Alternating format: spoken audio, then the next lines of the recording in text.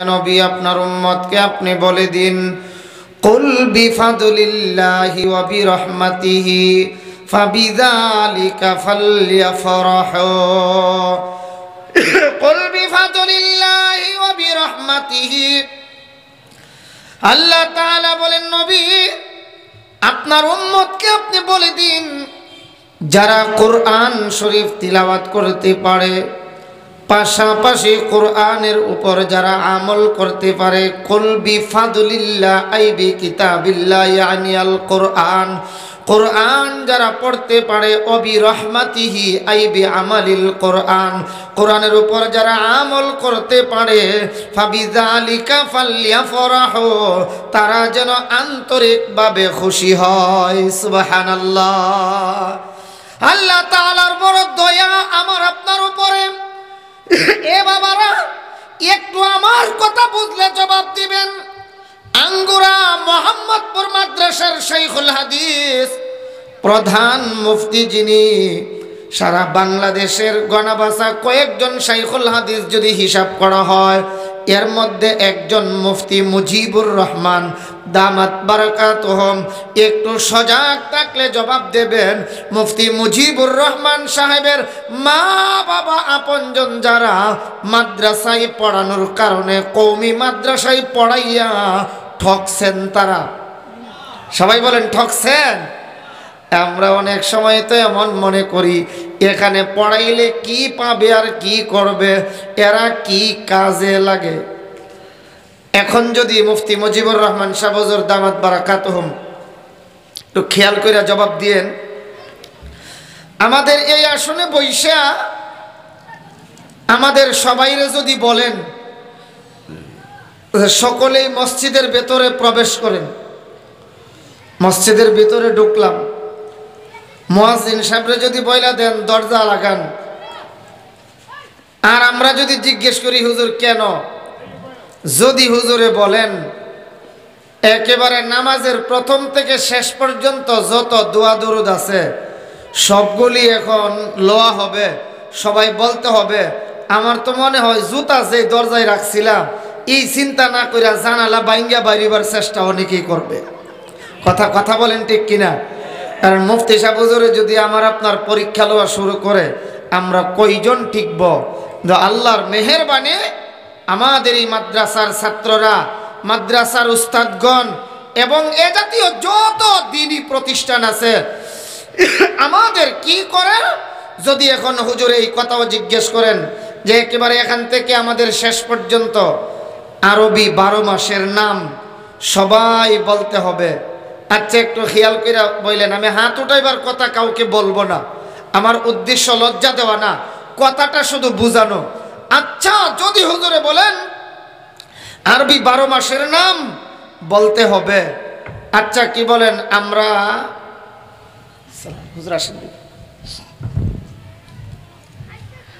আমরা সকলেই মনে হয় 100% আরবি 12 মাসের নাম বলতে পারবো? ভাই সত্য কথাটা একটু বলেন না। আমি তো আগেই বলছি কাউকে হাত উঠাইবার কথা বলবো না, কে পারি কে না পারি এটা তো আমরা নিজেই জানি। আচ্ছা যদি জিজ্ঞেস করা হয় ইংরেজি 12 মাসের নাম 100% ছোট বড় সবাই পারবো, January February March April May June July August September October November December পারবো না? বাংলা যদি জিজ্ঞেস করা হয় পারবেন না? বৈশাখ জ্যৈষ্ঠ আষাঢ় শ্রাবণ ভাদ্র আশ্বিন কার্তিক অগ্রহায়ণ পৌষ মাঘ ফাল্গুন চৈত্র এটাও পারবো। কিন্তু যদি আরবিটা জিজ্ঞেস করা হয় যে একটু বলেন তো দেখি, আচ্ছা আপনারা নিজেই জবাব দেন, আগের দুইটা যেমন অনেকেই পারবো বা পারছি, আপনারা কি বলেন আরবির বেলায়ও এমনই সবাই পারবো? অথচ আমার আপনার এখানে এই মাসআলাটা জেনে রাখা দরকার। আরবি 12 মাসের নাম জেনে রাখা, মুখস্থ করা আমার আপনার উপরে ফরজ ছিল, যদিও ফরজে কিফায়া, যদিও ফরজে কিফায়া। 2-4 জনে পারলে বাকিদের পক্ষ থেকে জিম্মাদারি আদায় হয়ে যায়। যদি কেউ পারি না, এলাকার সবাই গুনাহগার হবে। আচ্ছা এই যে আরবি 12 মাসের নাম আমরা পারি না, অথচ এটার হুকুম কি ফরজে? সবাই বলেন না কিফায়া, বলেন ফরজে। এটা যে পারি না আমরা, এরপরেও হাসরের ময়দানে আমার আল্লাহ আমাদেরকে পাকড়াও করবেন না, জিজ্ঞেস করবেন না কেন 12 মাসের আরবি নাম শিখলা না, কেন পারো না, জিজ্ঞেস করবে না। কেন করবেন না? ওই আমি পারি না, আমাদের মাদ্রাসার তালিবে ইলমরা পারে, আমি পারি না, মাদ্রাসার উস্তাদগণ পারে, আমি পারি না, মসজিদের ইমাম সাহেবে পারেন, আমি পারি না, মসজিদের মুয়াজ্জিন সাহেবে পারেন, আমি পারি না, আমাদের খতিব সাহেব পারেন, আমি পারি না, আমাদের মুফতি সাহেব হুজুরে পারেন। এই জন্য আমাদেরকে জিজ্ঞেস করবেন না। তাইলে এখানে কি পাইলাম? আমরা যে অনেক সময় কই মোল্লারা কিতা পারে, আমি সহজে বলি আমার বাপ দাদাই জেতা পারে না, হিতা পারে। কথা কোনটাকে? মোল্লারাই কিতা পারে, আমি জেতা পারি না, হিতা পারনেরা। আমার আপনার ফরজ যেইটা আমি আপনি শিখা জরুরি ছিল, আমি আপনি শিখলাম না, পারি না, পারলাম না, এরপরও আল্লাহ আমাকে আপনাকে পাকড়াও করবেন না, জিজ্ঞেসও করবেন না। আরবি 12 মাসের নাম পারলা না কেন, শিখলা না কেন, কেন জিজ্ঞেস করবে না? আমার কাজ আদায় করেছেন আলেমরা, আমার দায়িত্বটা পালন করেছেন আমাদের মাদ্রাসার আসাতাজে ইকরাম, আমাদের মাদ্রাসার ছাত্ররা, মসজিদের ইমাম, মুয়াজ্জিন আমাদের কাজ, আমাদের দায়িত্ব আদায় করেছেন। সুবহানাল্লাহ বলেন। ওই যে আমরা অনেক সময় বলি মোল্লাই কিতা পারে, আমি জেতা পারি না, হিতা পারে। আমি যে 12 মাসের নাম পারি না, হেই কাম এই মোল্লাই পারে। এই জন্য আমাকে আল্লাহ হাসরের ময়দানে পাকড়াও করবেন না। আলহামদুলিল্লাহ, শুকরিয়া।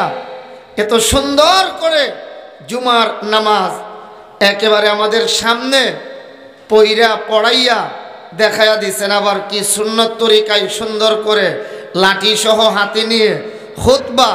আবার কত বড় খতিব দেখেন না, আমি বাস্তব কথা বলছি। দাওরায়ে হাদিস পাশ কইরা মুফতি মুহাদ্দিস হইয়া জুমা পড়াইতে গেলে আমরা খুতবা হাতে নিলে কিয়ামতে সুগরা কায়েম হয়ে যায়, হাত কাঁপতে থাকে। আরে তো ছোট্ট একটা বাচ্চা জুমার নামাজ মুখস্থ খুতবা দিয়া পড়াইছে, কি বলেন একটু কম্পন হইছে তার মধ্যে? তা আলহামদুলিল্লাহ কি বাড়িতে গিয়া বলবেন?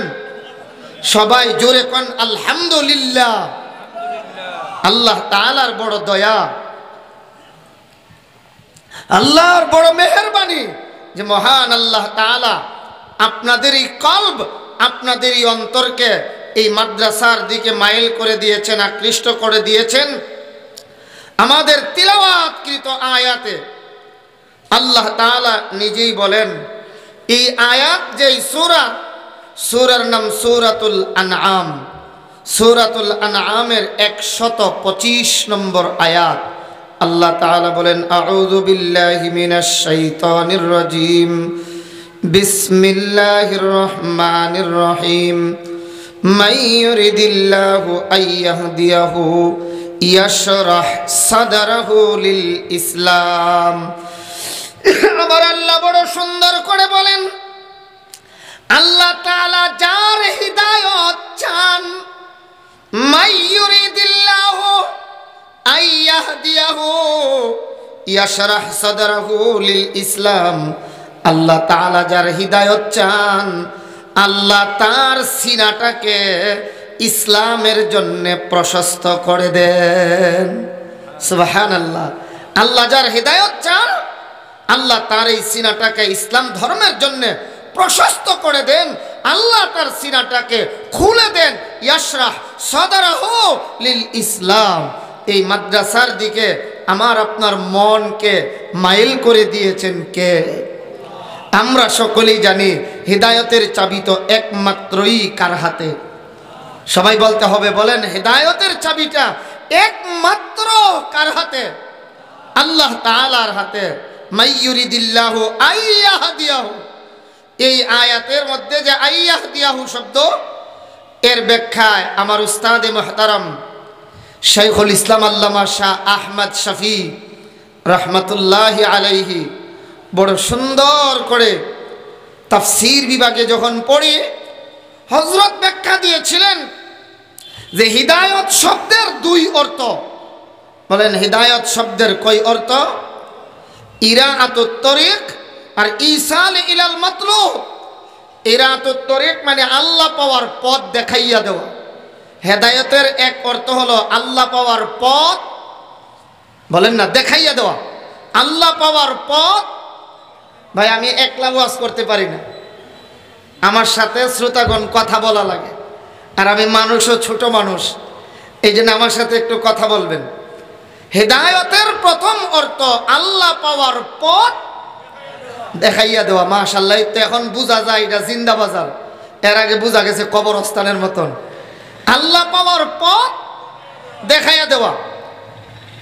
দ্বিতীয় অর্থ গন্তব্যস্থলে পৌঁছাইয়া দেওয়া, মানে হিদায়ত অন্তরে ঢুকাইয়া দেওয়া। এবার বলুন তো দেখি, হেদায়ত অন্তরে ঢুকাইয়া দেওয়া এটা কার কাজ?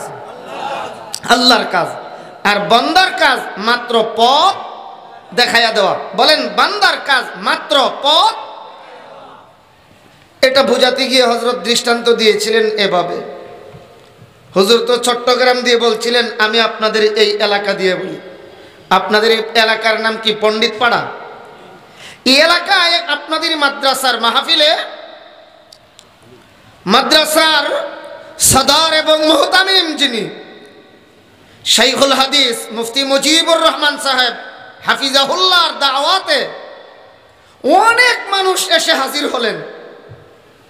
বাড়ি ময়মনসিংহের দিকে, থাকেন বিয়ানীবাজারে, চাকরি করেন, এমন একজন ব্যক্তিও এসেছেন এখানে বয়ান শোনার জন্য।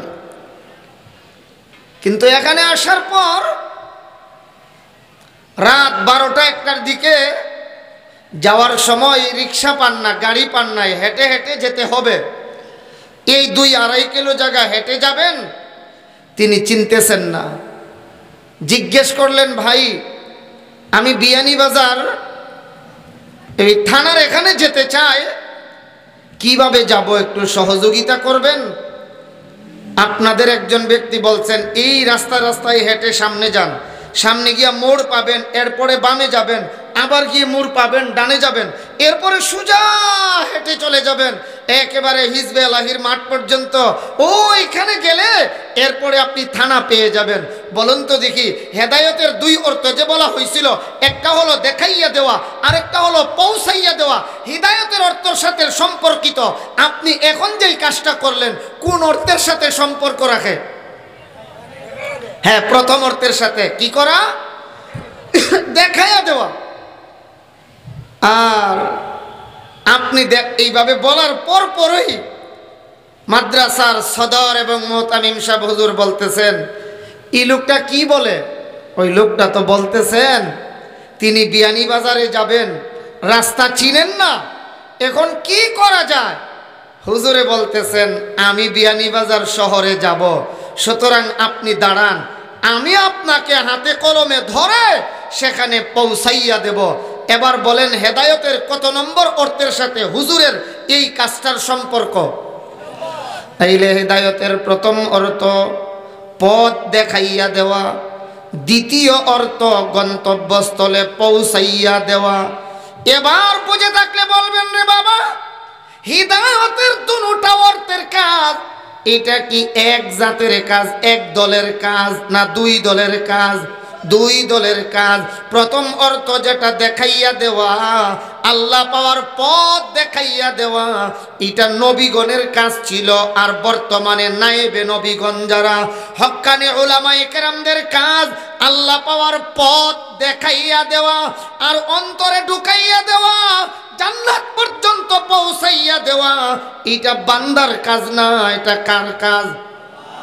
এত আস্তে বলেন, কাজুরে বলেন, কার কাজ? জান্নাত পর্যন্ত পৌঁছাইয়া দেওয়া এটা কার কাজ? এটা আল্লাহ তাআলার কাজ। তাইলে বোঝা গেল অন্তরে হেদায়েত ঢুকানো এটাও একমাত্র কার কাজ? হেদায়েতের চাবি একমাত্র কার হাতে? এখন যদি মাদ্রাসার নুরানি বিভাগের হুজুরে বলেন হেদায়েতের চাবি আল্লাহর হাতে নাই, নবী রাসূলদের হাতে দেওয়া হয়ে গেছে, মানবেননি? বলে না। মাওলানা আতিকুর রহমান সাহেব যদি বলেন তখন মানবেননি। হেদায়েত আল্লাহর হাতে নাই, নবী রাসূলদের হাতে দেওয়া হয়ে গেছে বললে মানবেন? উনি বললেও মানবেন না। বলে আমাদের বৃহত্তর সিলেটের বড় আলিম, আমাদের আকাবির যারা, উনাদের মধ্যে একজন মুফতি মুজিবুর রহমান সাহেব দামাত বারাকাতুহুম যদি বলেন হেদায়েতের চাবি আল্লাহর হাতে নাই, নবী রাসূলদের হাতে দেওয়া হয়ে গেছে, মানবেননি? কেন মানব না? আমি আমার পীর মানি কখন? আমি আমার হুজুর মানি কখন? আমি আমার আমির মানব কখন? আমার আমিরে আল্লাহ মানবে যখন। যেই তথাকথিত বিশ্ব আমিরে আল্লাহ মানে না, কোরআন মানে না, বিশ্বের মুসলমান তথাকথিত আমিরকেও মানতে পারে না। এক কথা, হিদায়তের চাবি একমাত্রই কার হাতে? আল্লাহর হাতে। তো আল্লাহ তাআলা বলেন মাইয়ুরিদিল্লাহু আইয়াহদিয়াহু ইয়াশরাহ সাদরাহু লিল ইসলাম। আল্লাহ যার হেদায়েত চান তার সিনাটাকে আল্লাহ তাআলা ইসলাম ধর্মের জন্য প্রশস্ত করে দেন। সুবহানাল্লাহ। তাইলে আমাদেরকে এখানে আসার মতো মন মানসিকতা তৈরি করলেন কে? তৌফিক দিলেন কে? আল্লাহ ওয়ালাদের সোহবত, এটা তো আমাদের জন্য এক মস্ত বড় নিয়ামত। হাজী ইমদাদুল্লাহ মুহাজিরে মক্কি রাহমাতুল্লাহি আলাইহি খানায়ে কাবা তাওয়াফ করছিলেন। যেই যেই জায়গাগুলিতে দোয়া কবুল হয় সেই জায়গাগুলিতে গিয়ে গিয়ে তিনি দোয়া করছেন। এক যুবক পেছনে পেছনে ঘুরে ঘুরে আমিন আমিন বলেন। কাশকুলে মারিফত মাওলানা হাকিম আখতার সাহেব রাহিমাহুল্লাহর লেখা এই কিতাবে উল্লেখ করা হয়, হাজী ইমদাদুল্লাহ মুহাজিরে মক্কি রাহিমাহুল্লাহ তিনি দেখেন আমি যখন দোয়া করি আমার পেছনে পেছনে একটা যুবক আমিন আমিন বলে। জিজ্ঞেস করলেন, যুবক তুমি একা একা দোয়া করতে পারো না? বলে জি হুজুর পারি। তো পারলে আমার দোয়ার সাথে সাথে আমিন বলো, তুমি নিজে দোয়া করো। কই হুজুর আমি ছোট কালে দেখছি আমার আব্বা যখন ক্ষেতের ধান কাইটা বাড়িতে আনছেন, ধান মাড়াই করার পর আমার আম্মা কুলাতে ধান উঠাইয়া, কুলা চিনেন? কুলা আপনার লাগে কুলাই কোনি, কুলাতে ধান উঠাইয়া বাতাসে নিয়ে এইভাবে সারে, সারলে সিটা ধান, সুসা ধান এবং ভালো ধান দুইটা একসাথে হয় না আলাদা হয়? আলাদা হয়। এরপরে আমি দেখছি হুজুর আমার আম্মা সিটা বা সুসা ধানগুলি নিয়ে আগুন দিয়া জ্বালাইয়া দিছে, অথবা বাড়ির সাইডে নিচু জায়গায় ফেলে দিয়েছেন। এরপরে ভালো ধানগুলি নিয়ে ঘরে সংরক্ষণ করে রেখেছেন। সারা বছর খানা খুরাকির পর 20 মণ 10 মণ ধান ঘরে থাকলে সেই ধানগুলি ভালো চড়া মূল্যে আমার আব্বা বিক্রি করতেন। খেয়াল করে শুনেন, কই বিক্রি করার সময় হুজুর আমি এইভাবে হাতে নিয়ে দেখতাম এই ভালো ধানের সাথে কিছু সিটা ধান বা সুসা ধানও থাকে না? কিছু ভালো ধানের সাথে কিছু সিটা বা সুসা ধানও থাকে। হুজুর এই সিটা বা চুষাগুলি আলাদা হইলে 10 টাকা মন কেউ কিনে নিবে না। ভালো ধানের সাথে থাকার কারণে ভালো ধানের যেই দাম সুসা ধানেরও সেই দাম। কথা বলেন ঠিক কিনা? ও আল্লাহর ওলি, আমার মতো না দোয়া করলে কবুল হবে কিনা আমি গ্যারান্টি দিতে পারি না। আপনার মতো একজন আল্লাহওয়ালা ব্যক্তির সাথে যদি আমিন আমিন বলি, আপনার সাথে আমার দোয়াটাও, আমার বিশ্বাস আমার মৌলার দরবারে কবুল হয়ে যাবে। এই কথা বলার পর হাজী ইমদাদুল্লাহ মুহাজিরে মক্কি রাহমাতুল্লাহ আলাইহি বারবার এই যুবকের দিকে ফিরে তাকান, চেহারার দিকে শুধু তাকিয়ে থাকেন। যুবকটা কয়, হুজুর আপনি আমার দিকে বারবার তাকান কেন? ইমদাদুল্লাহ মুহাজিরে মক্কি রাহিমাহুল্লাহ এবার বলেন যুবক, তোমার চেহারার দিকে তাকানোর পেছনে আমার একটা আকর্ষণ আছে। হুজুর কিসের আকর্ষণ? কয় আমার আকর্ষণটা বলবো পরে, তুমি আমার একটা প্রশ্নের জবাব দাও আগে। কি প্রশ্ন হুজুর বলেন? এবার হাজী ইমদাদুল্লাহ মুহাজিরে মক্কি রহমাতুল্লাহি আলাইহি বলেন, বাবা তোমার আব্বা কোনো বড় বুজুর্গ আল্লাহওয়ালা ব্যক্তি ছিলেন? ওই না হুজুর। তোমার দাদা? ওই না হুজুর, সাধারণ মানুষ ছিলেন। তোমার এলাকায় বড় কোনো বুজুর্গ ছিল? তাও হুজুর জানি না। জীবনে কোনোদিন আল্লাহওয়ালা ব্যক্তির সহবত পাইছো? কোনো আল্লাহওয়ালার সাথে সাক্ষাৎ হয়েছে? এমনি কিছুক্ষণ মাথাটা ঝুঁকিয়ে রেখে কিছুক্ষণ পরে কই হুজুর একদিনের একটা ওয়াকিয়া আপনাকে শোনাই। আমাদের বাড়ির পাশে একটা খেলার মাঠ ছিল। আমি সেই মাঠে খেলতেছিলাম আমার খেলার সাথী বন্ধুদের সাথে। এক পর্যায়ে আমার এক দুস্থ আইসা আমারে কই, বন্ধু কিছুক্ষণের জন্য খেলা বিরতি দাও। জিজ্ঞেস করলাম কেন?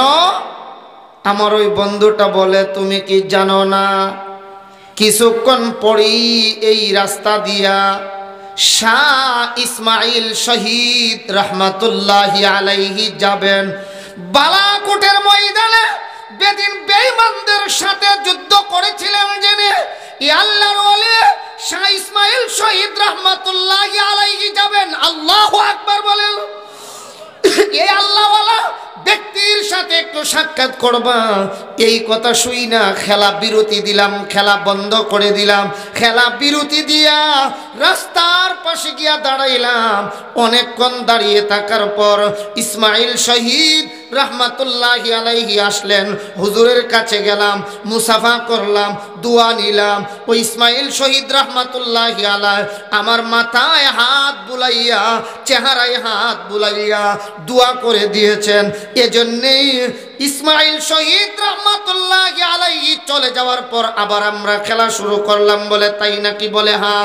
এবার আল্লাহর ওলি ডাক দিয়া কয়, ইমদাদুল্লাহ মুহাজিরে মক্কি ডাক দিয়া কয়, বেটারে শোনো, এজন্যই তো তোমার চেহারার দিকে তাকায়া দেখি আল্লাহ প্রদত্ত একটা নূর তোমার চেহারায় ঝলমল ঝলমল করে। ওই যে আল্লাহর ওলির দৃষ্টি তোমার উপর পড়েছে, এই দৃষ্টির বরকতে আল্লাহ তোমার মতো যুবকের চেহারার মধ্যে নূর চমকাইয়া দিয়েছে। সুবহানাল্লাহ। এমন বহু যুবক আজ আমাদের সমাজে আছে যারা বাজারে ব্যবসা করে, কিন্তু তার চেহারার দিকে তাকাইলে দেখা যায় আমার নবীজির সুন্নত তরিকায় ভরপুর। আছে না এমন যুবক?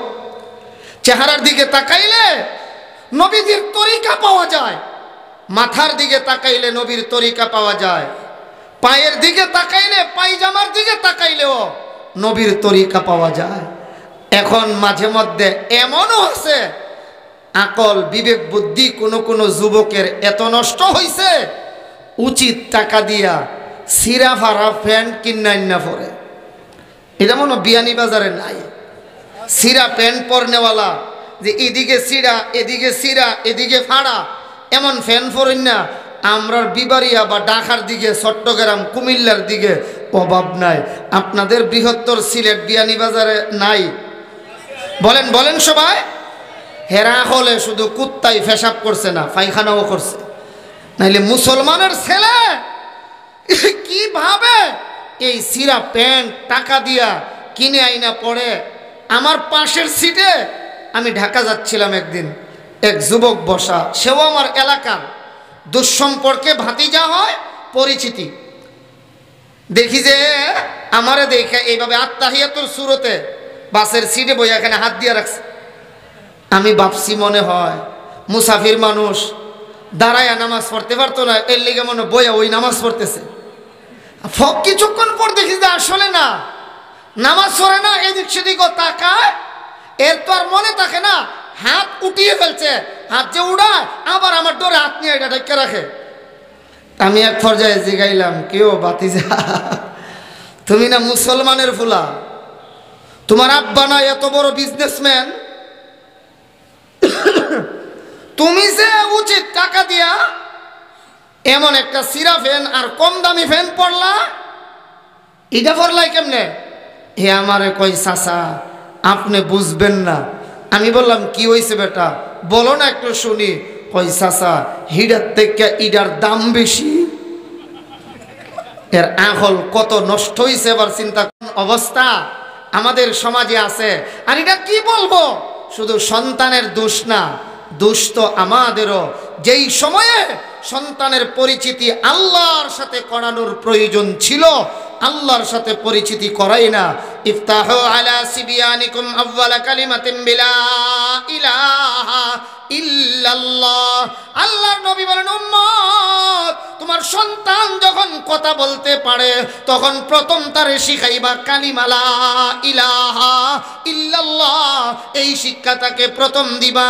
আমরা এই শিক্ষা না দিয়া খেলাধুলা যখন চলে, কেউ আর্জেন্টিনার গেঞ্জি আবার কেউ ব্রাজিলের গেঞ্জি কিনা আর্জেন্টিনার ব্রাজিলের সাথে পরিচয় করাইলাম, আমার আল্লাহর সাথে পরিচয় করাইলাম না। কথা বলেন ঠিক কিনা? এই সন্তান মামলা দেবে তো আল্লাহর দরবারে। আল্লাহর দরবারে বলবে, আল্লাহ রব্বানা আরিনাল্লাযাইনি আদাল্লানা মিনাল জিন্নি ওয়াল ইনসি নাজআলহুমা তাহতা আকদামিনা লিয়াকুনা মিনাল আসফালিন। আল্লাহ কোথায় তারা, কোথায় আমার যেই মা বাবা আমাকে তোমার সাথে পরিচিতি করাইলো না, এরা এই অবস্থায় আমাকে রেখে দিল, তারা কোথায়? এদেরকে আমি কদমের নিচে পায়ের নিচে রেখে অপমানিত করে এরপরে জাহান্নামে যাব। নাউযুবিল্লাহ বলেন নাউযুবিল্লাহ। সন্তান মামলা দেবে। চুল কাটার জন্যে বাজারের সেলুনে নিয়ে গেছে মা সন্তানকে। আমার বাস্তব দেখা কথা বলছি। ছোট বাচ্চা 1.5-2 বছরের বাচ্চাকে সেলুনে চুল কাটতে নিয়ে গেলে আপনারা বলেন তো দেখি, এই চেয়ারে তাকে বসাইলে চুল কাটা সম্ভব হবে? এই জন্যে সেলুনের বেটা একটা আলাদা কাঠ লাগায়, দেখছেন কিনা জানে আল্লাহ জানে। কাঠের উপরে বসায়, ছেলে নিয়ে আবার পইরা যায়। এই জন্য পেছন দিক দিয়া মায় ছেলের ধৈরা দাঁড়ায়া থাকে। শিল বেড়ায় ওই মহিলারে জিগাই, ম্যাডাম চুল যে কাটতাম কোন ফ্যাশন কোন ডিজাইন? মা কয় 2.5 তালা। কি বলেন? এমন 2.5 তালা 3 তালা চুল কাটনে ওয়ালা সন্তান এবং মা বাবা আমরা সমাজে নাই। আচ্ছা আপনার 1.5 বছরের বাচ্চাটা 2 বছরের বাচ্চাটা 2.5 তালা 3 তালা আবার এদিকে খালবিল কাটা, এর কি বুঝতো? কিচ্ছু বুঝে সে? বলেন সে কিচ্ছু বুঝে? তে পরিচিতি করাইলো কে? মা বাবায়। বলেন কে পরিচয় করাইলো? এই যে আল্লাহর নবী বলেন, কুল্লু মাউলুদিন ইউলাদু আলাল ফিতরা ফাআবাওয়াহু ইউহাব্বিদানিহি আও ইউনাসসিরানিহি আও ইউমাজ্জিসানিহি। প্রত্যেকটা সন্তান ইসলাম ধর্মের উপর জন্মগ্রহণ করে, ইসলাম ধর্ম গ্রহণের যোগ্যতা দিয়াই আল্লাহ তাকে দুনিয়াতে পাঠান। অতঃপর তার মা বাবা তাকে ইহুদি বানায়, তার মা বাবা তাকে খ্রিস্টান বানায়, তার মা বাবাই তাকে অগ্নিপূজক বানায়। এই জন্য আল্লাহর দরবারে একদিন জবাব দিতে হবে। কিন্তু আল্লাহ তাআলার মেহেরবানি, আজ যারা আমাদের সন্তানদেরকে এই মাদ্রাসায় পড়াইতেছি, আমরা আল্লাহর কাছে জবাব দিতে হবে না। তাই বলে আবার ভুল বুঝবেন না, আমি কথা বলছি না যে আমার সমাজের স্কুলগুলি বন্ধ করে দেন, আমার সমাজের কিন্ডারগার্টেন বন্ধ করে দেন, আমার সমাজের হাই স্কুল ইউনিভার্সিটি বন্ধ করে দেন। আমি কথা বলছি না। স্কুল থাকবে, কলেজ থাকবে, ভার্সিটি থাকবে, কিন্ডারগার্টেনও থাকবে, আমি নিষেধ করছি না। তবে হ্যাঁ, কিন্ডারগার্টেনের সময়ের প্রতি আমাদের একটা আপত্তি আছে। ইহুদিদের একটা চক্রান্ত, সকালবেলা ঘুম থেকে ওঠার পরেই কিন্ডারগার্টেন বা কেজি নাম দিয়া পড়াইতে পারলে কোরআন পড়া থেকে তাকে বঞ্চিত করা যাবে। আমরা বলবো কিন্ডারগার্টেন থাকুক, সময়ের পরিবর্তন হোক। তার কারণ আমার সন্তান মুসলমান, সবার আগে ঘুম থেকে উঠে সবার আগে পড়বে পবিত্র কোরআন। ঠিক কি? বাড়িতে গিয়ে বাবিরে জিগাইয়া কইবেন তো একসাথে কোন ঠিক কিনা? আমার সন্তান মুসলমান সবার আগে পড়বে সকালবেলায় পবিত্র কোরআন, সবার আগে কোরআনে পাক পড়বে, এরপরে অন্যান্য পড়া পড়তে আমাদের কোনো নিষেধ নাই। আমি তো প্রায় সময়ে কথা বলি যে আপনি একটা বিল্ডিং বানাইছেন, বিল্ডিংয়ের মধ্যে দুই ফ্যামিলি প্রতি তলায় বসবাস করতে পারে। সুন্দর করে বিদ্যুৎ মিটার দিয়ে তারগুলি একেবারে বিল্ডিংয়ের ভিতরে ঢুকাই দিছেন, তারও দেখা যায় না। এক মাস পরে ভাড়াটিয়া লোকটা বলতেছে, চাচা আপনার ইউনিটে দেখা যায় আপনার ফ্ল্যাটে কারেন্ট আছে, আমার ফ্ল্যাটে কারেন্ট নাই। বিদ্যুৎ মিটারকে মালিকে ফোন করে আইনা বলল, বেটা দেখো তো পাশের ফ্ল্যাটে বিদ্যুৎ নেই কেন? বিদ্যুৎ মিটার ছেলেটা দীর্ঘক্ষণ পরীক্ষা নিরীক্ষা করে রূপ পাইছে আর বলতেছে, চাচা আপনার ফ্ল্যাটে যে ভিতরে তার দিয়া ওয়ারিং করা হয়েছে। বলেন কি করা হয়েছে? ওয়ারিং, মেইন লাইনের দুইটা তার থাকে না, নেগেটিভ আর পজিটিভ দুইটা মূল তার। আপনার ফ্ল্যাটের ওয়ারিং এর তার খুব ভালো, আর এই ফ্ল্যাটের তারগুলি 2 নম্বর পড়ছে, তো টান দেওয়ার পরে ডিসকানেকশন হয়ে গেছে, ছিঁড়ে গেছে, এই জন্যে বাতি জ্বলে না। এক কথায় তার ভালো, ওয়ারিং ভালো হয়। ওয়ারিং ভালো হইলে বাতি ভালো জ্বলবে, ওয়ারিং ভালো না বাতি ভালো জ্বলবে না। আমরা এই কথা বলি না স্কুলে পড়াবেন না, কলেজে পড়াবেন না, পড়ান, তবে মনে রাখতে হবে আমার আপনার ছেলে মেয়ের ব্রেনটাকে যখন ওয়ারিং করা হয়, সর্বপ্রথম প্রাইমারি শিক্ষাটা 2টা তার দিয়া আমার আপনার ছেলে মেয়ের ব্রেনটাকে ওয়ারিং করব। 1 নম্বর তারের নাম কোরআন, 2 নম্বর তারের নাম সুন্নাহ। কোরআন সুন্নাহর তার দিয়া এই নুরানি মাদ্রাসা থেকে ব্রেনটাকে ওয়ারিং করাইয়া এরপরে স্কুল কলেজ ইউনিভার্সিটিতে পাঠাইলেও আল্লাহর জাতের উপর ভরসা করে বলতে পারি, ওয়ারিং যদি ভালো হয় স্কুল কলেজে গেলেও নাস্তিকের বাতি জ্বলবে না। তখন আর নাস্তিকের বাতি জ্বলবে না। যেই নাস্তিকবাদের লোকেরা এখন আমার দেশে এমন আইনও করতে চায়, যেই আইন করলে পরে বিয়ে শাদীর কোনো প্রয়োজন হবে না, যে কোনো ছেলে হোক আর মেয়ে হোক যে কোনো ডিপার্টমেন্টে চাকরি নিতে পারবে। নাউজুবিল্লাহ, জোরে কোন নাউজুবিল্লাহ। আজকাল দেশের খবর কতটুকুন জানেন? আমার জানা নাই। আমি ছোট্ট একটা কথা আমি জানি না, আমার আগে যত সব বড় বড় বুজুর্গানি দিন বয়ান করেছেন, ওনাদের বয়ানের ভিতরে নতুন একটা ফিতনার কথা আসছে কিনা আমি আশা করি এসেছে। এরপরও আমি তাকরার হিসাবে বলছি, বর্তমানে এক নতুন আইনের খসড়া তৈরি করা হয়েছে, রাফ তৈরি করা হয়েছে। রাফ তৈরি কইরা আমাদের অবস্থা দেখতেছে, যদি দেখে আমাদের মৌন সমর্থন পাওয়া যায় তাইলে এটা বাস্তবায়ন করা হবে।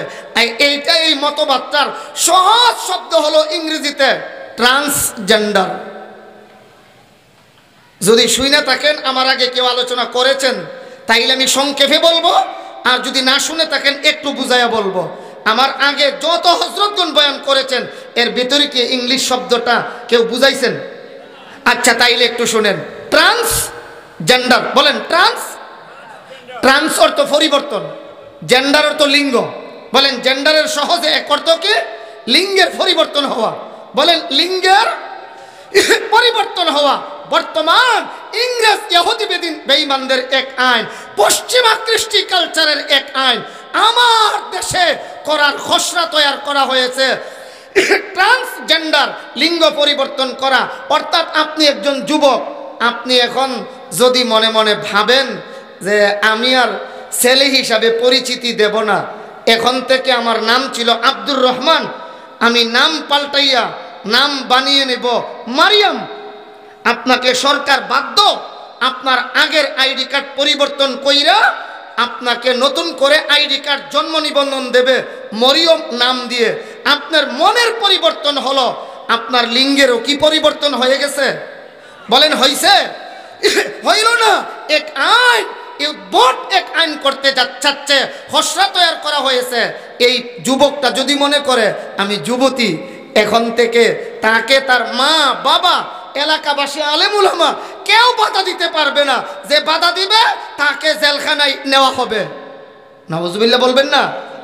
আর একটা মেয়েও যদি মনে করে আমি আর মেয়ে হিসাবে বাঁচতে চাই না, আমি ছেলে হিসাবে বাঁচতে চাই।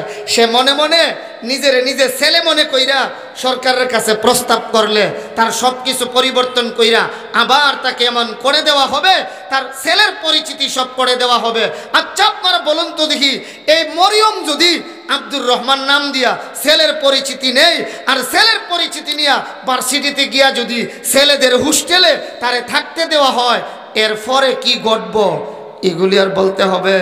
তাইলে আবার বলেন তো দেখি, এই আমাদের সমাজে যেটা করতে চাচ্ছে এখন ট্রান্সজেন্ডার, এর দ্বারা কি মুসলমানদের মুসলমানিত্ব টিকে থাকবে? মুসলমানদের মুসলমানিত্ব ইমান আমল নিয়ে টিকে থাকা সম্ভব হবে? তবে হ্যাঁ, একটা কথা আমরা জানাইয়া দিতে পারি, আমার এই দেশে যেখানে 90 থেকে 95% মুসলমানদের দেশ, এই দেশের মধ্যে এই গুমরাহির আইন পাশ করতে বিন্দু পরিমাণ রক্ত থাকতে মুসলমানেরা দেবে না, দেবে না, দেবে না। জোরে কোন ঠিক কিনা? আমার দেশে এই জাতের আইন কিভাবে হয়? ট্রান্সজেন্ডার, লিঙ্গের পরিবর্তন, খালি এই মুখে মুখে বললেই এটা পরিবর্তন করে দেওয়া হবে, তার নাম পরিবর্তন করে দেওয়া হবে। সে যেখানে চাকরি নিতে মনে চায় সেখানে চাকরি নিতে পারবে, এই ব্যবস্থা তাকে দেওয়া হবে। এতে ইসলাম ধর্মের মুসলমানেরা দিনের উপর চলা কঠিন হয়ে যাবে। এর দ্বারা আমাদের সমাজের মধ্যে বেবিচার কমবে না আরো বাড়বে? আরো বাড়বে। এটাই বেদিন বেঈমানদের কৃষ্টি কালচার আমার দেশে নতুন করে আনতে চাচ্ছে। আল্লাহ এগুলি থেকে আমাদেরকে হেফাজত করেন, সবাই বলি আমিন। আমরা ভালো করে জানি মানুষ দুই প্রকার। এক প্রকার মানুষ জন্মগত মানুষ, আরেক প্রকার মানুষ গুণগত মানুষ। বুঝে থাকলে একটু জবাব দেবেন। ছোটকালে যখন আমরা লেখাপড়া করতাম, মুরব্বীদের কাছে ছোটরা গেলে ছোটরা আমাদের মাথায় হাত, বড়রা আমাদের মাথায় হাত বুলাইয়া বলে দিতেন, বাবা ভালো কইরা পড়ো, ভালো কইরা পইরা মানুষ হও। বলেন কি বলতেন মুরব্বীরা? কি হও লেখাপড়া কইরা? আবার বলেন কি হও? মানুষ হও। তো যিনি সাক্ষাৎ করতে এসেছিলেন উনি কি মানুষ না? মানুষ হই। এরপরেও যে মুরব্বীরা বললেন মানুষ হও, বোঝা গেল মানুষ দুই প্রকার।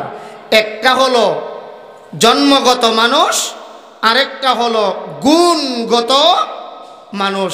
কুকুরের ঘরে জন্ম নিলে এমনি কুকুর হওয়া যায়, কোনো ভার্সিটিতে লেখাপড়া কইরা কুকুর হওয়া লাগে না। বাঘের ঘরে জন্ম নিলে এমনি বাঘ হওয়া যায়, কোনো প্রশিক্ষণ দেওয়া লাগে না। শিয়ালের ঘরে জন্ম নিলে এমনি শিয়াল হওয়া যায়, কোনো প্রশিক্ষণ দেওয়া লাগে না। কিন্তু মানুষের ঘরে জন্ম নিলে এমনি মানুষ হওয়া যায় না, কিছু গুণ অর্জন করা লাগে। কথা বলেন ঠিক কিনা? এই কথাটাই বুঝাবার জন্যে আমার এক উস্তাদ মুহতারাম শাইখুল হাদিস মাওলানা মুফতি নুরুল্লাহ রহমাতুল্লাহি আলাইহি প্রায় সময় বলতেন, শিক্ষা তিন প্রকার। বলেন শিক্ষা তিন প্রকার: সুশিক্ষা, কুশিক্ষা, অশিক্ষা। খেয়াল করে জবাব দিন। শিক্ষা কয় প্রকার? তিন প্রকার: সুশিক্ষা, কুশিক্ষা, অশিক্ষা। সুশিক্ষা এটা তো প্রশংসিত, যেই শিক্ষার কথা এতক্ষণ আলোচনা সকলেই করেছেন, আমিও করেছি। সুশিক্ষায় শিক্ষিত হওয়ার দ্বারাই তো এত ছোট বাচ্চারাও আমাদেরকে নামাজ পড়ায়া দেখাইছেন। আর আমরা অনেক সময় বড় হইয়াও জানাজা পড়তাম গেলে ঈদের নামাজ পড়ি। বাস্তব কথা বলছি না। আবার মাঝে মধ্যে নহলও করি, কারণ সারা জীবন যে নহল কইরা পরীক্ষা দিয়া অভ্যাস, জানাজার মাঠে গিয়েও নহল করে। দেখছে মুফতি সাহেব হুজুরে পাশে দাঁড়াইছেন, তো হুজুরে আল্লাহু আকবার জানাজা যখন শুরু করছে হাত উঠাইছি না? কথা বলেন না? আল্লাহু আকবার হাত উঠাইছে। এরপরে সানা ফইরা সুবহানাকাল্লাহুম্মা ওয়া বিহামদিকা ওয়া তাবারাকা ইসমুকা ওয়া তাআলা জাদ্দুকা, এইটা পড়ার পরে যে আবার বলবে আল্লাহু আকবার, তখন হাত উঠামু কি না মনে তো না, এখন কর্ম কি? মুফতি সাহেব হুজুরের দিকে কুনাকুনি মারে। ওইটা নহল, হুজুরে উড়াইলে আমি উড়ামো, আর যদি আতিক সাহেব না উড়া তা আমিও উড়াইতাম না। কুনাকুনি একবার মারে এদিকে আবার মারে এদিকে। এবার বুঝা কন জানাজার মারো গিয়াও নহল করি না পাবলিক আসেনি মাতে না জুড়ে কোন আসেনি। এই সুশিক্ষায় শিক্ষিত হওয়ার কারণে আমাদের আহা আর কত বড় আনন্দিত হওয়ার কথা। ওই মা আপনি কত বড় ভাগ্যবতী মহিলা গো, এমন ছোট বাচ্চা যেই বাচ্চা আমাদেরকে জুমার নামাজ পড়া দেখাইতে পারছে। বাবা তুমি কত বড় ভাগ্যবান বাবা, তোমার ঘরে এমন সন্তান জন্ম নিয়েছে যেই সন্তান খুতবা দেখা লাগছে না মুখস্থ খুতবা দিছে।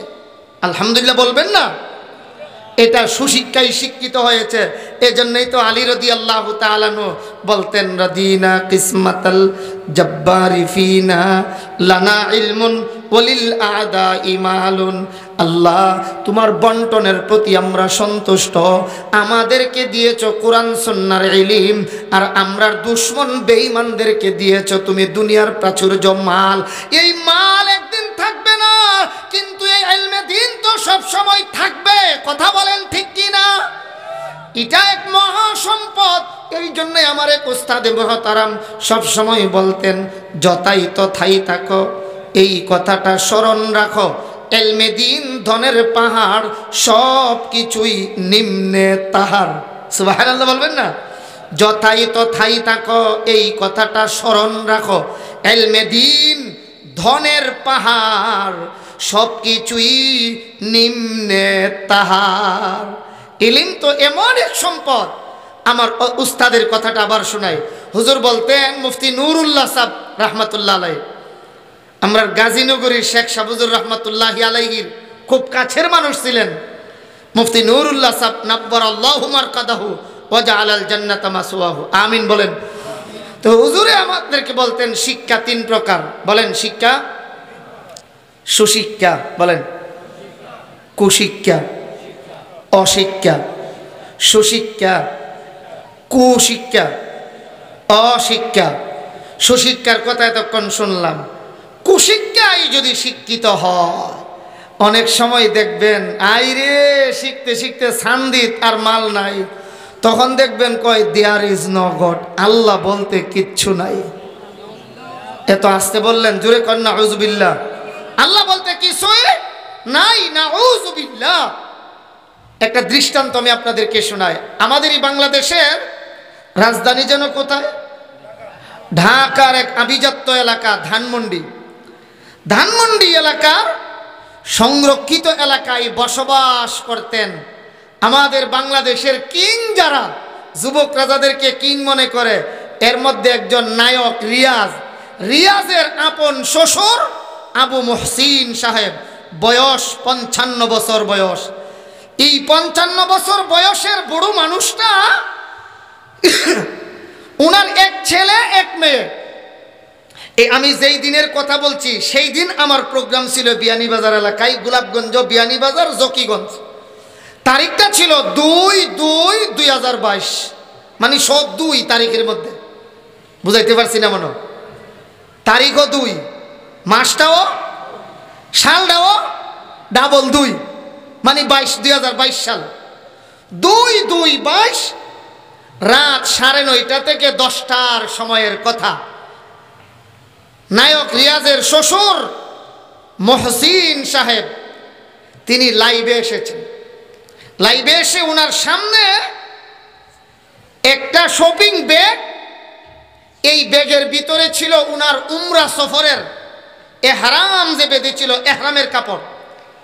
নিজ হাতে লিখলেন এই ব্যাগের ভিতরে আমার এহরামের কাপড় রয়েছে, আমার ইন্তিকালের পর এই কাপড়ে আমাকে কাফন পরাবেন। ইন্তিকালটা কেমনে হয়েছিল একটু শুনেন। আমার ইন্তিকালের পর এই কাপড়ে আমাকে কাফন পরাবেন। দ্বিতীয়ত আরেকটা কাগজে লিখলেন আমার সুইসাইড বা আত্মহত্যার জন্য আমি দায়ী, অন্য কেউ দায়ী নয়, আমি নিজে নিজেই আত্মহত্যা করেছি। 3 নম্বর কাগজে তিনি লিখলেন দরজা খোলা আছে, হাতুলে চাপ দিলেই ঢুকতে পারবেন। অর্থাৎ তিনি যেই রুমে আত্মহত্যা করবেন এই রুমে যেন মানুষ ঢুকতে পারে সহজে, লাশটা যেন দাফন করতে পারে, এই জন্য বাহিরে দরজায় লাগাইছে এইভাবে লেখা দরজা খোলা আছে, হাতুলে চাপ দিলেই ভেতরে ঢুকতে পারবেন। এই ব্যবস্থা করে তিনি 9:30টায় লাইভে আসছে, মোবাইলে লাইভে এসে তিনি বললেন, আমার আর এই দুনিয়ার স্বাদ ভালো লাগে না। একটা ছেলে একটা মেয়ে, দুজনেই বিদেশে, আর আমার ছেলেটাও বিদেশের বাড়িতে, মেয়েটাও সেখানে, আর মেয়ের কাছে আমার বেগম সাহেবাও চলে গেল। একাকিত্ব আর ভালো লাগে না, আমি সুইসাইড করব, আত্মহত্যা করব। চশমাটা পরানো ছিল, বাম হাতে টান দিয়ে চশমা খুলে ডান হাতে তার সাদা পিস্তল, যেই পিস্তল আত্মরক্ষার জন্য সরকারিভাবে লাইসেন্স করে নিয়েছিল, তার আত্মরক্ষা করার জন্য সেই পিস্তল দিয়াই সে এইভাবে পিস্তলটা ধরলো আর নিজে নিজেই পড়তে শুরু করলো, বিসমিল্লাহির রহমানির রহিম, লা ইলাহা ইল্লাল্লাহু মুহাম্মাদুর রাসূলুল্লাহ। এই কথা বইলাই সাথে সাথে সে গুলি মারলো, আর এক গুলিতেই দুনিয়া থেকে বিদায় হয়ে গেল। এখানে ওই মাসআলাগুলিতে আমি আর যাব না, যে আত্মহত্যাকারী চিরস্থায়ী জাহান্নামে খোলুদ্দিন ফিন্নার, নাকি একদিন মুক্তি পাবে, তার জানাজায় অংশগ্রহণ করা যাবে কিনা, করলে কারা করবেন কারা করবেন না, আবার আত্মহত্যার সময় বিসমিল্লাহর কালিমা পড়ে যে মরলো জান্নাতি, নাকি একেবারে চিরদিনের জন্য শেষ হইল কি, এই মাসআলায় আমি গেলাম না। আমি মূল কথা যেটা বুঝাতে চাচ্ছি, এই যে লোকটা নিজের পিস্তল দিয়া নিজে আত্মহত্যা করলো, আপনারা বুঝে থাকলে বলুন তো দেখি, পিস্তল কি নিয়েছিল? অনুমোদন দিয়ে সরকারিভাবে লাইসেন্স করা পিস্তল নিয়েছিল আত্মহত্যার জন্যে না আত্মরক্ষার জন্যে? আত্মরক্ষার জন্য যেই পিস্তল নিল, সেই পিস্তল দিয়া আত্মরক্ষা হলো না, শেষ পর্যন্ত আত্মহত্যাই করলো। কেন?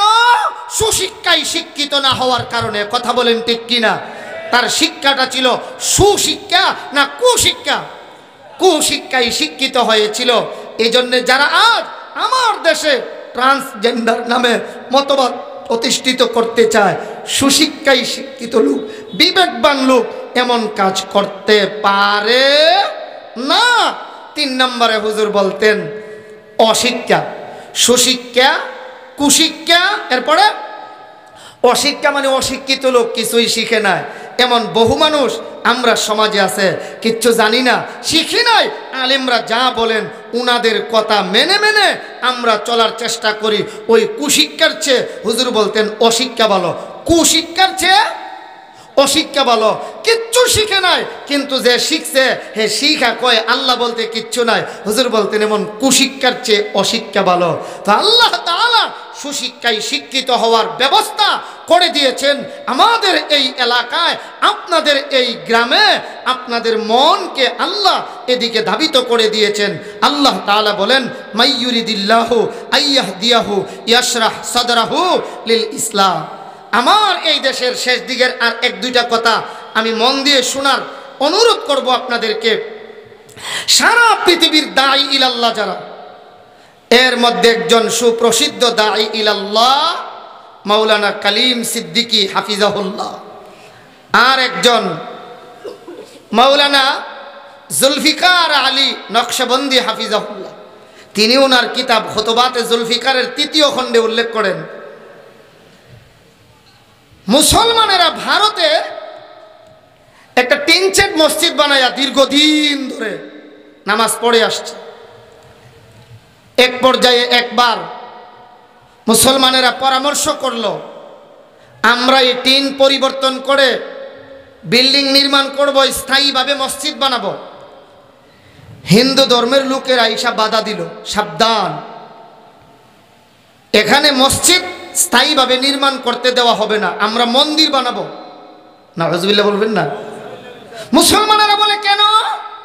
হিন্দুরা বলে এই জায়গা আমাদের, তোমরা এমনি টিনচেট ঘর বানায় নামাজ পড়ছো বিদায় আমরা বাধা দেই নাই, এখন স্থায়ীভাবে ঘর বানাইবা, করতে দেওয়া যাবে না। মুসলমান দাবি করে জায়গা আমাদের, হিন্দুরা দাবি করে জায়গা আমাদের।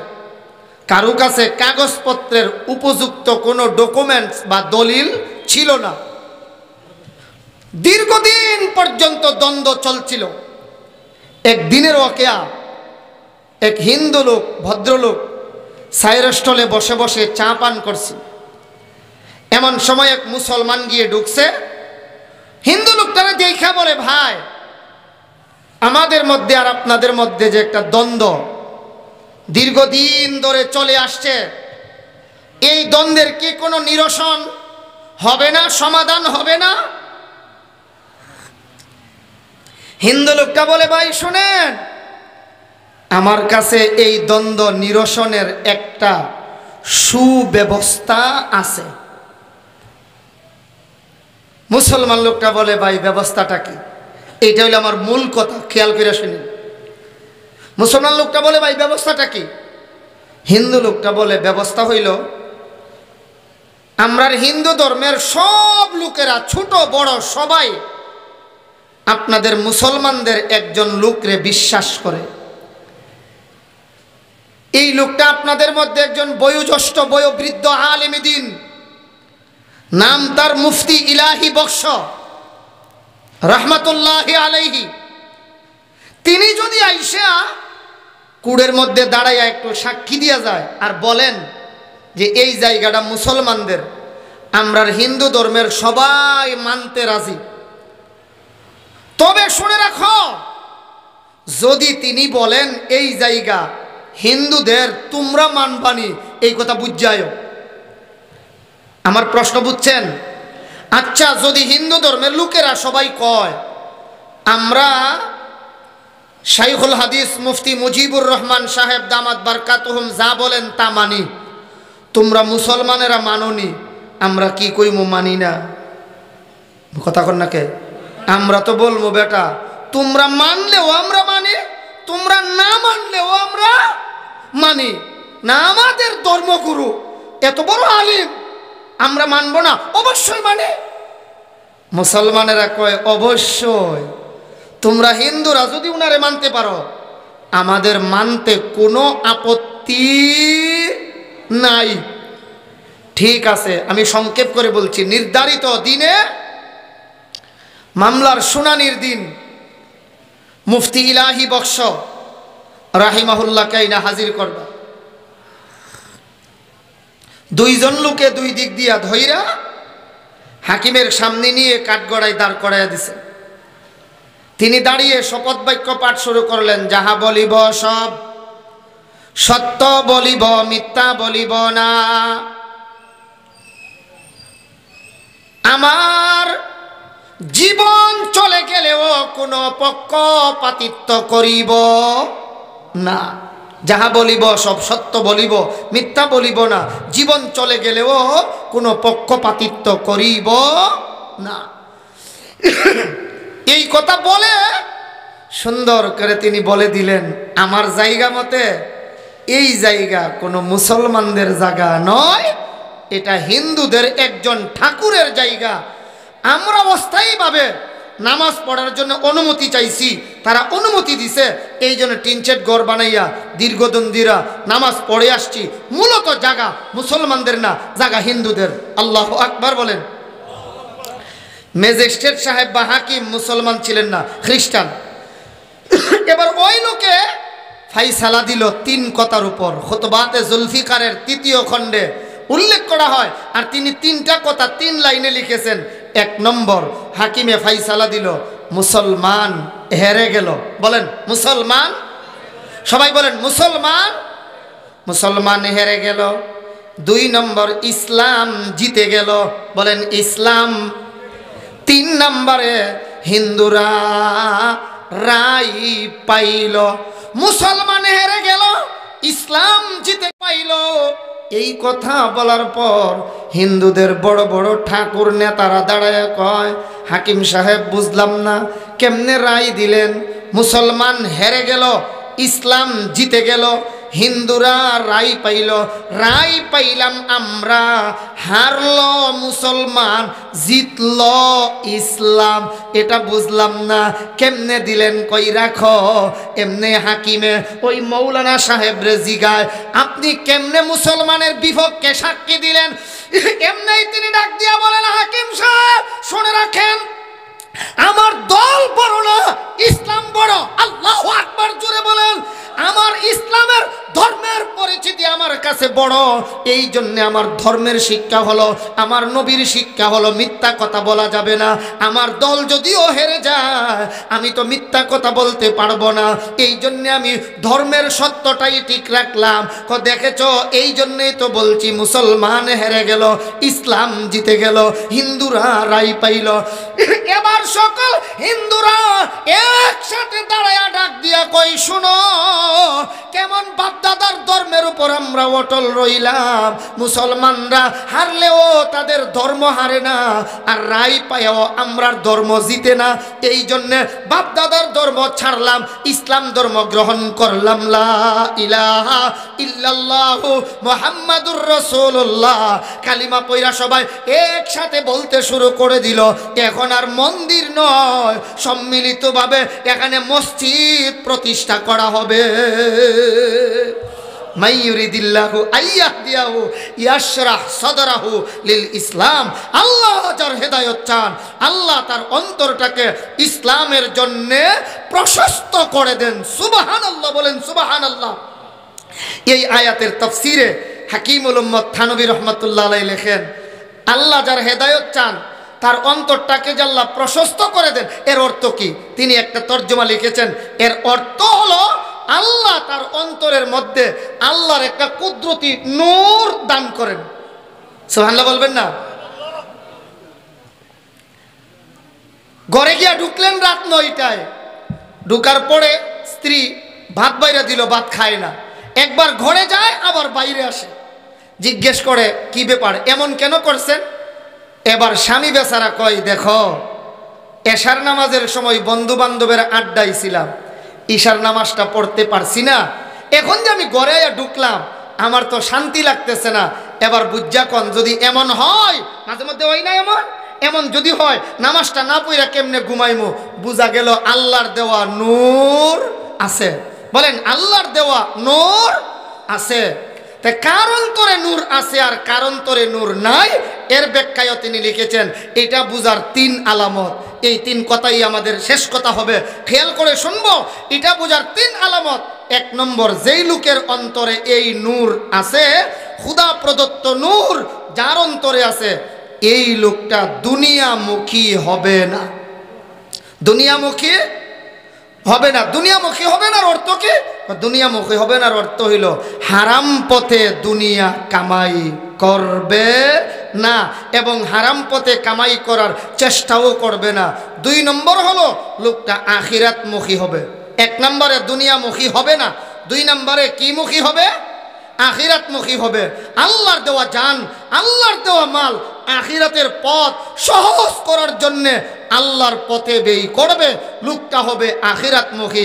আরে বাবা, বাজার থেকে আসার সময় পকেটে হাত দিয়া দেখে মাত্র পকেটে আছে 20 টাকা।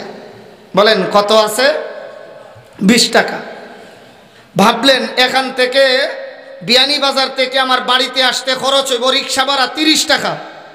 20 টাকা দিয়ে কেমনে যাব? শেষ পর্যন্ত তিনি বড় কষ্ট করেই হেঁটে আসলেন। আর আসার সময় ওই যে সেই কালের নাবিস্কো কোম্পানির চকলেট পাওয়া যেত, একটার দাম মাত্র 4 আনা। আপনারা দেখছেন কিনা জানি না, দেখছেন হলুদ কালারের চকলেট, কমলার মতো। 2 টাকা দিয়া চকলেট কিনে আনলেন 8টা।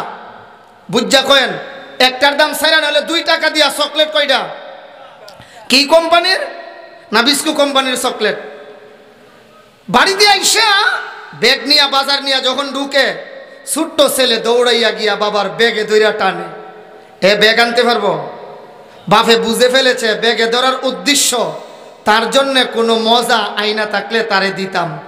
বাপে পকেট থেকে খুইলা এর 2 হাতে 2টা চকলেট দিয়া দিছে। আনছিল কইটা? ঘুমাই গেছেন গা সবাই? বলেন, দিল কইটা? রইল কইটা? 6টা। আর দিছে 2টা। ছেলে 2 চকলেট পাইয়া বড় খুশি। বাবা ঘরে ঢুইকা ব্যাগগুলি রাইখা মাঝে মধ্যে এমন অভিনয় করে, ছেলেরে ডাক দিছে, আপু। ছেলে দৌড়ে আসছে।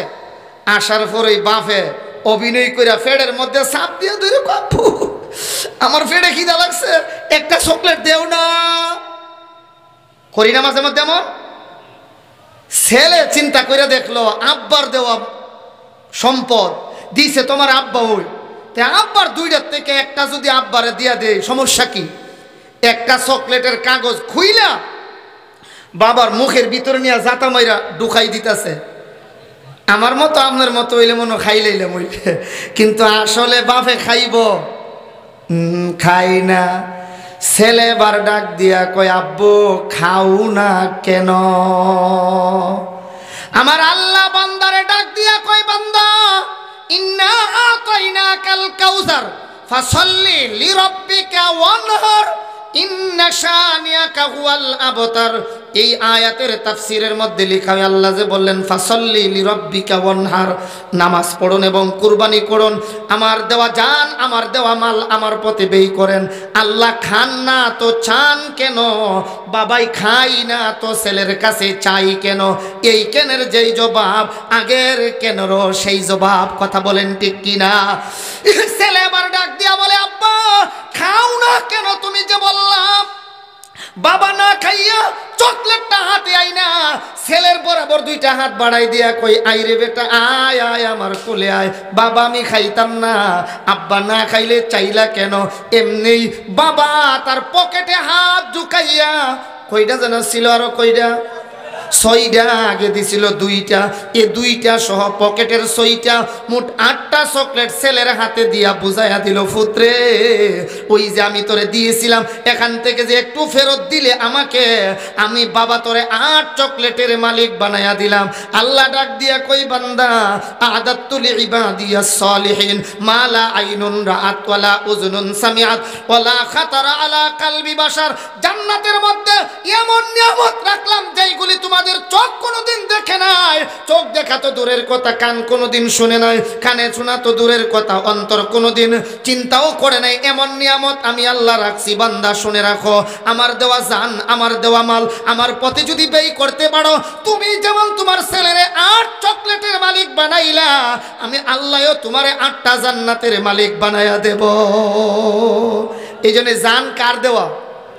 মাল কার? এই সব কিছুর মালিক কে? আল্লাহ, একমাত্র আল্লাহ হলেন মালিক।